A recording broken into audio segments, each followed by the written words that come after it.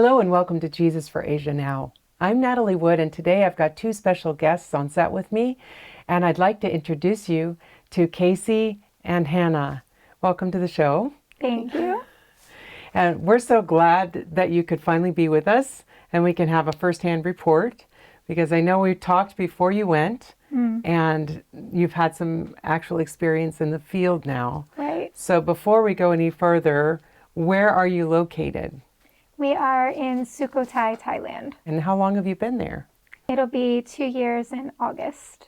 And has it just been like, Thailand, go to the beach, kind of fun? Yeah, one big vacation. Not really, right? No. No. So start us out. I know when we talked last, you were looking forward to going. You had probably expectations that may or may not have been fulfilled. Right. But can you share with us what happened when you first arrived in Thailand? We cried. We arrived in Thailand and were overwhelmed. Our senses were overwhelmed. We were just immediately struck by what we had done and felt like we had made a mistake. And surely what God was asking us to do was too hard. Our plan was to be in Chiang Mai for about 6 months to do language study. And as soon as we got there, I think he was 8 at the time, Levi, was struggling. His health was struggling. And about 3 weeks in, he ended up in the hospital. So we realized that it seemed very clear that God was leading us to Sukhothai sooner rather than later. Okay. So within 3 weeks, you were headed to... Within 3 weeks, we were in the hospital, and that Okay. was a 5-day stay. Then we had to leave to go to Vietnam to get our visa extensions. Okay. And then, so right around the 1-month mark, we moved to Sukhothai. Okay. And how did that go? I mean, you found a place easily, or what happened with finding a place to live there? Jonathan and Hannah Hill offered to take us to Sukhothai to see. This was 3 days just, after? 3 days after arriving in Thailand. Okay. And so they made about the 5-hour trip down there. And on the day that we were going to come home, Jonathan decided we would drive around and just look to see what was available for housing. And he ended up driving down a road he didn't intend to be on, and then driving down another road. And there, because all the houses we had seen were very dark, shuttered. They had spirit houses all over, and just, nothing seemed as though God was saying, this is the one. Until he turned down these 2 roads that he has no idea why. And there was a big, bright, happy looking house with no spirit houses. And it was very clear leading that Wow. day. And we knew, we went back and prayed, but we knew within about a day or so that that's where God was leading us. Wow. So then when Levi was having trouble and ended up in the hospital and all of that, and you realized you needed to move, then you contacted the landlord and... We actually contacted him about a day or so after we got back After to you Chiang saw Mai. it. So Okay. before Levi was in the hospital, we already knew that that we were moving, because we had already rented the house. So you mentioned already the trip to Vietnam. Can you share with us how that went? Because you had a child in the hospital and then suddenly you're going to Vietnam. How was that? So because we went in on visa exemptions, then that's only good for 30 days. So then you are required to go to a bordering country and apply at an embassy for visa extensions. Well, that just so happened to line up with the time that Levi was hospitalized.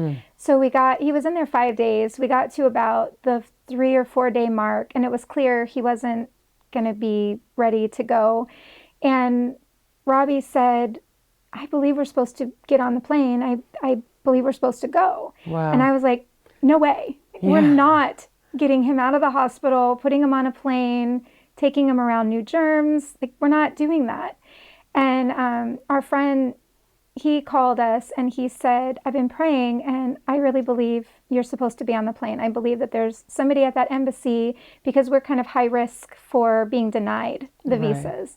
And Because you are a large family. yes. We didn't say that already. Right, yeah. How many children do you have? 8 natural born children. We had 6 in Thailand with us at that time. Okay, so So, you were yeah. a family of 8, essentially. Yeah, all at trying that to be under one work permit. And so Yeah. red flags. Yeah. And I knew, when he said that, I knew I needed to pray. I needed to really surrender my fears and trust that in this experience that God took us there for. And so very quickly I was convicted that I needed to just let Robbie lead. And he was believing that we needed to go. So day 5 came and Levi was still in the hospital on intermittent oxygen, not continuous anymore. And we got the doctor to check him out, to discharge him against his will. He signed off, but wasn't happy about it. Like, no, this is not a good idea. Right. So we ran back to the apartment in Chiang Mai that we were staying in. We made it to the airport in just about enough time. Levi had to be carried in. We got a wheelchair, and he just kind of fell into it, couldn't hold himself up. We're going through the line at the checkout counter, and they were just questioning us, like, what is wrong with him? What are you doing? And I'm thinking, I don't know what we're doing. We should not be doing this. Please tell us we can't get on the plane. I didn't say that, but that's what I'm thinking. I know I can't trust myself to say, Robbie, we can't go. But they didn't. And so we boarded the plane, and it was absolutely miraculous to watch what God did as we did, take that tiny little step of faith. Well, I mean, that's not tiny, I guess. That's a big deal. No, it's a big deal. But yeah, Levi got on the plane, and he immediately began to turn the corner. Like he gained strength. He was happy. And we watched that happen the whole time we were in Vietnam. Just he continually, by the hour almost, just got better and better and better. Wow. And we quickly found out when we got to Vietnam, we were told not to expect to be given the visas. And but we submitted our paperwork, and within 24 hours, we had I guess it was 8 visas that we needed. Wow. No questions, no problems. So it was very clear that there was somebody in the embassy that day that we needed. Right. Yeah. Wow. That's amazing. So the next step, you come back from Vietnam, and then you move to Sukhothai. Mm-hmm. And what started to happen there? What did you start to see there? Because I know it's like now you're starting to, okay, this is going to be home. And it's like you're almost like a deep breath, kind of, okay, let's look around and figure out how the world works here, because you'd been in the city before. So what was that like, the first part of figuring out how to live in Sukhothai in the new home? Yeah, I think we finally really began to see the people. Like we came, God helped us to come out of ourselves a little bit, catch our breaths, and we saw the people around us. And you're living in a little village surrounded by, this was a probably upper class neighborhood. And it's government workers. And so these well-educated, well-to-do people have these spirit houses inside their gates. And our neighbors directly across from us would go out and have, I don't know what they call it, but like ceremonies. Oh, with the monk every morning? No, just with their spirit house, which is actually, from what we understand, not even a Hindu. Buddhist. Yeah, No. it's borrowed from Hinduism. So, and God placed us in a house right next to a family that had 2 children, a boy the age of our little boys, and a girl the age of Hannah and Abby, about the same age, and they both spoke fluent English. Nice. So right away, there was no barrier. It really, in so many ways, helped our kids to adapt to being there. And their family helped us to really begin to immerse into the culture. And just in so many beautiful ways, took us under their wing. Nice. Yeah. Nice. Now, I know at the beginning your landlord did a few things that surprised you. Yeah. Can you share? Yeah, we had no table because obviously you're moving over there with your suitcases. You can't pack your furniture. So we had all these people, and one day Robbie and I were out getting something, a stove or something for the house, and we came back and some of the kids were gone. Hannah or Alex or a couple of them, the landlord had come and taken them to go haul this huge wooden table and 8 or 9 chairs over. 8. And he said, "This is for your family. Wow. You can eat," So just the kindness. And then later there was a field next to our house, and it was overgrown. You couldn't play in it, but it was the only house in the village that had a space like that. And he cleared it. He brought in, I mean, he paid and brought in tractors and equipment to clear it out. Then he brought in dump truckload after dump truckload of dirt and just filled it so the grass would grow and the kids could play. And he never wanted to charge any money for it. And it was a neat, the day or so after that was done, it was so neat to see the people in the village coming Just out into that field. Yeah, other people were utilizing it, playing badminton. And so, Nice. yeah. So it was a blessing to the whole community. It really was, yeah. Wow. Well, that's neat.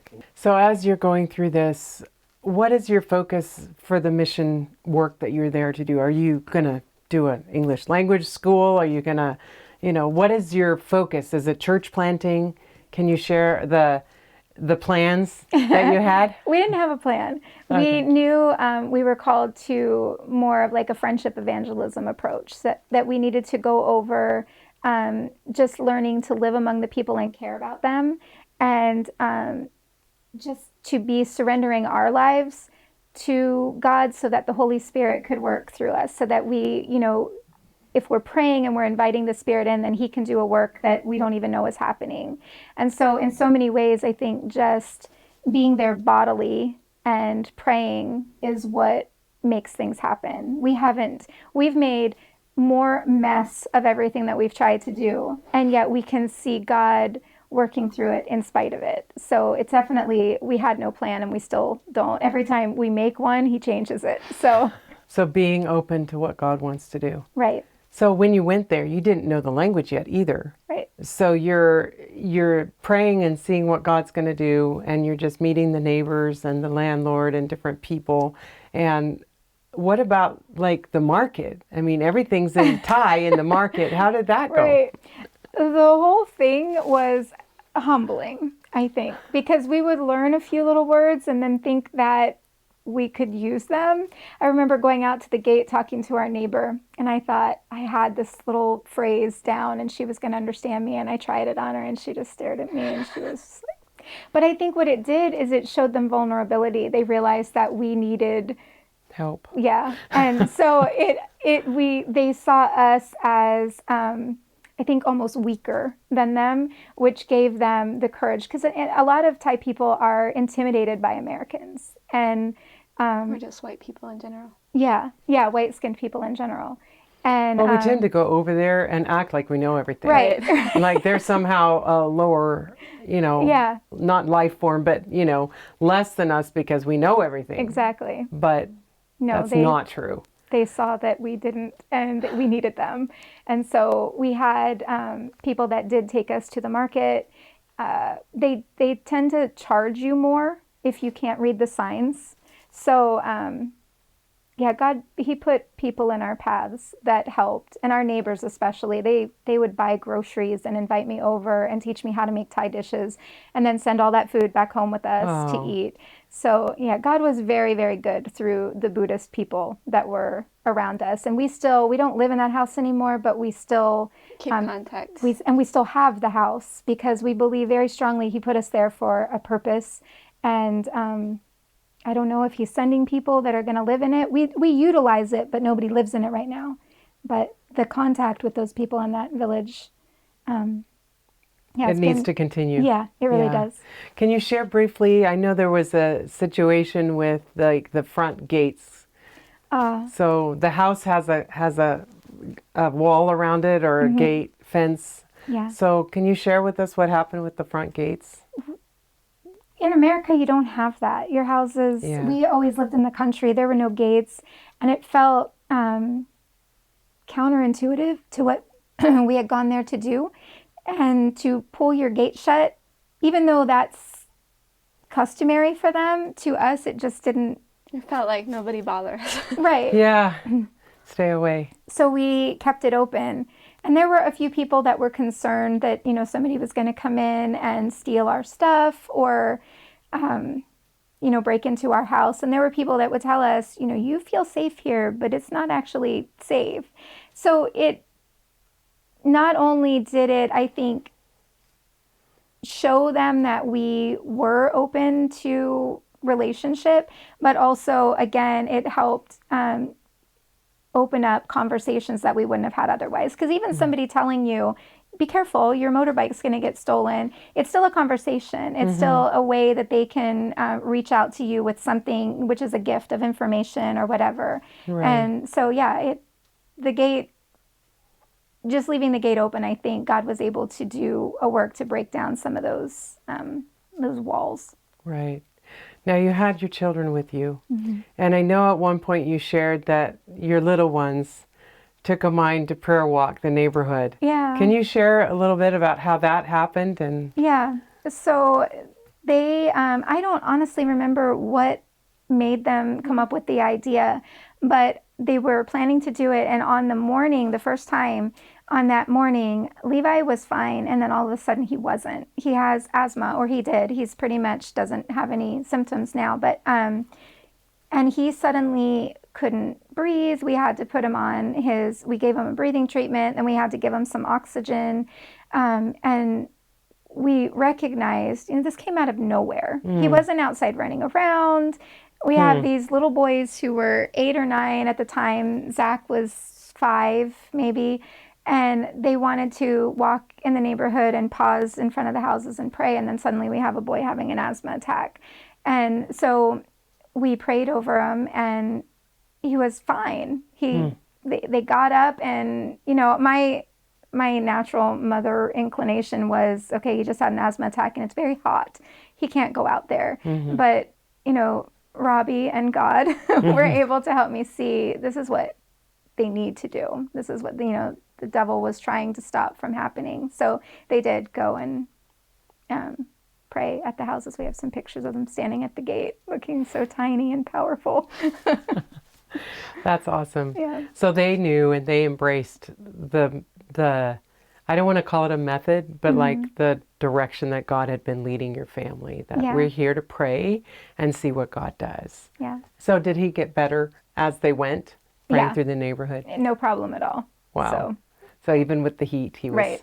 No problem. Wow. So you were there living as a family and seeing opportunities to interact with your neighbors and things, and the Lord was slowly growing what you were doing there. But then suddenly you had more children. Yeah. So how did that come about? About 2 weeks after we moved to Sukhothai, so we'd been in Thailand a month and a half, we got a call from Josh Bowder. Actually, I think it was just a message, and he said something like, so when you're ready to take kids in, let me know. And we had already talked about it just about a week before. We were walking through a store, and there was a thing for adopting pets or putting money toward helping pets. And so the spontaneous conversation between Robbie and I about, needing to be children. open to if God were ever to give us children to take care of. And so we immediately responded back, well, we're ready. And he, I don't think, expected us to say that, but he had 2 kids in mind. Okay. So they came to live with you? Yes. And was this a walk in the park? No. Because they didn't speak English, right? No. And we still, at that point, spoke very, very, very little Thai. And they were from Islam, and their parents were both in prison at the time. So they were just basically street kids fending for themselves. They were rough. But so they had all the attitudes that come with being a street kid, but also not having regular meals. And they were scared because, street kid or not, you're taken out of your familiar setting, and they love their parents. Their parents were in prison, but being taken away from home, then you think, when my parents get out, I'm not going to be here. So they had a lot of hurt and pain that they brought with them. And it was a challenge taking them in, but I imagine that the greater challenge was them having to come to strange people's house that they didn't understand what we were saying. They didn't understand why we had rules. Surrounded by a bunch of white people. Exactly. In a totally different area. Yeah. Wow. That must have been hard for them. Yeah. In addition to the cross-cultural and cross-language and all this kind of stuff, were there additional spiritual challenges that you saw with them? Yeah, Sky definitely was dealing with demonic torment. I don't want to say possession. I don't know enough about all of that, but she was being tormented. Attacked. Yeah. And so there was one significant incident, and it took a bit for the light bulb to come on, what we were dealing with, but praying aloud into the room, she didn't immediately calm. No, she did immediately calm, but she didn't immediately stop. And it took a bit of just, holding and hugging her for her to calm down. But she was able to go to sleep that night. But then I think it was several months, really, that you would be talking to her and all of a sudden her voice would just change. And her eyes would do something weird. I don't know. Yeah, hard to explain, and you knew it wasn't her. And just, continually praying, and it didn't feel good because it felt like somehow the power is lacking. This keeps happening. But we were getting counsel that, sometimes that's the case. There's all sorts of different types of things, and I don't know if at some point we were able to get rid of something that was giving the enemy access to her. I don't know, but eventually she was delivered from it, and she's still a struggling child who's trying to learn, but she is just a struggling child who's trying to learn now. She's free of whatever that was. Wow. That sounds like it would be a little bit intimidating. Just keep praying. Keep praying. We had been warned, though, before coming. There was a man that came to church, and he told me he had a message for me from God, and he said, you're going to encounter things when you go that you couldn't wrap your mind around right now. And he said, God wants you to know you are never to be afraid. And he repeated that over and over again. And so many times when this type of stuff has come up, situations that we would normally have been afraid of, or there was a peace, I think, knowing, and he said, this conversation will come back to you when you're over there and you need it. And it has proven true many times. Wow. So I understand that one of the challenges when they came to live with you was that they had been used to not getting enough food. So what was it like when they first got there? How did they deal with meal times, sitting at the table? They hated the food. We had to ease them in by utilizing street vendors, and they would just scarf their food down, like inhale it. And it's so funny now to remember, especially how Sky ate then, because she ate until... She's our pickiest kid now. Yeah, she ate until she was going to pop, and we would have to stop her. And now she eats like a bird. So we just thought she had this huge appetite when really it clearly was, she didn't know if there was going to be more to come. So yeah, there was definitely food challenges, and trying to learn to cook food that they would eat. I've never accomplished that. Uh-oh. Was there like a hoarding kind of thing with the food with them? I believe that... I think they would take the ramen noodles up to their room and hide them under their beds. They did. They would bring things home from school and hide them. Okay, so just so that we can prepare, because we're not done with our conversation here. We're going to have more. We have a lot more to talk about. So there will be another episode that people can watch. And I'm just wanting you to share just kind of a quick overview so that people understand there's a lot more to talk about. So you got Wind and Sky. And how many children do you have now? We have 9 Thai children total. Okay, so you have 7 more since then. Right. And each comes with its own story, I'm sure. Right. His or her own story, I should say. Yeah. Okay, and then you were living in that house, and then the Lord led for a church plant? Right. We were led to a building in the business district of Sukhothai, a 3-story building. And we rented that in October of 2020. Okay. So that's got a small church plant. It's got a, I want to say English school, but COVID keeps shutting it down. So, and a food ministry. All right, so then a church plant. Have you been able to meet there? I mean, I know with the ongoing pandemic, there's lockdown, there's not lockdown, there's not. So. That's never impacted. By the time we had the church plant, they had lifted their the restrictions on the meetings. Okay. So we've been meeting in there since, I don't know, a week or so after we got the building. We just went in at first and sat on the floor with the kids and had church. Very awkward, but it has since grown a bit. Everybody that meets with us was an existing Adventist. So we don't have anybody yet that's worshiping with us that wasn't. But the more that little group of people grows, you have, we're in there gathering and praying for the Holy Spirit. And I know that in itself is going to have an impact. Well, somewhat existing, because sometimes the monk will come, and sometimes on from downstairs who prepares our food also comes. This is true. That's Our nice. monk friend has come upstairs during our church service and stood in the back and listened on more than one occasion. So, Okay. You mentioned also you've tried to do an English language school. yeah.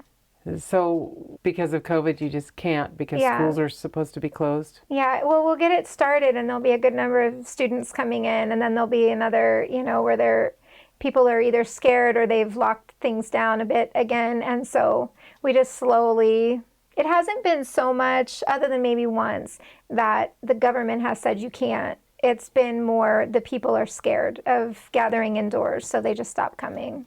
Okay. So that's happened 3 or maybe 4 I times. think. That's really sad. Yeah, we're beginning to just pray, and maybe God is leading in a different direction. One of the biggest things that we see a need for right now is the people are so scared of this virus, and so reaching them with the health message, even just a portion of it, how to build the immune system and what to do if you do get sick. So we're praying for God to direct in a different way if English is not what we're supposed to be doing right now, English Okay. classes. So then after the church plant, what came next? We were led to a property about 20 miles out of town where we have moved and have begun the development of a children's home and small school. Okay. And just so our viewers know that there's a lot more stories coming in the next episode, who's your best friend? A Buddhist monk. Awesome. Yeah. Well, there's a lot of stories there, I'm sure. Yeah. Well, I would like to invite you to join us next time for a lot more stories from Kasey and Hannah Norton. And if you would like to support the Norton's project, you can contact us at Jesus for Asia, P.O. Box 1221, Collegedale, Tennessee 37315. Call us at 423-413-7321 or visit our website at jesusforasia.org. May God richly bless you until we see you next time on Jesus for Asia Now.